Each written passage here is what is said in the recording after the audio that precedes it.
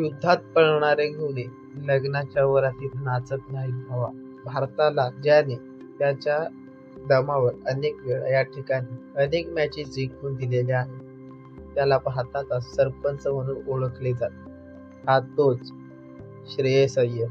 याला सध्या होणाऱ्या एशिया कप 2025 मध्ये सिलेक्ट केले गेले नाही, तर यामुळेच या ठिकाणी मी ही लाईन उपाधी म्हणून या ठिकाणी श्रेयस अय्यरला देत आहे.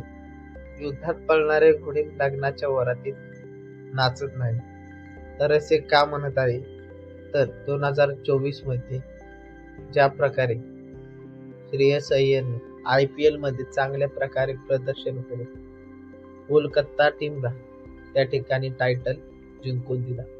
त्याचबरोबर डोमेस्टिक मध्ये मुस्ताद अली असू द्यात, त्याचबरोबर रणजी ट्रॉफी असू द्यात, त्याचबरोबर मुंबई T20 लीग असू द्या, सर्व ठिकाणी उत्तम प्रतीने या ठिकाणी कॅप्टन्सी करत त्या ठिकाणी सुद्धा टायटल जिंकले व स्वतःचा फॉर्म मेंटेन करत चांगल्या प्रकारे प्रदर्शन सुद्धा केले. तरी पण या ठिकाणी या खेळाडू 2025च्या एशिया कप स्क्वॉड मध्ये जागा मिळाली नाही. तर तुम्हाला या खेळाडूविषयी काय वाटत आहे कमेंट करून नक्की सांगा. आणि जर अशीच व्हिडिओ जर तुम्हाला पाहायचे असतील तर चॅनलला सबस्क्राईब करून बाजूची बेल आयकॉन ऑल वर सिलेक्ट करा. धन्यवाद.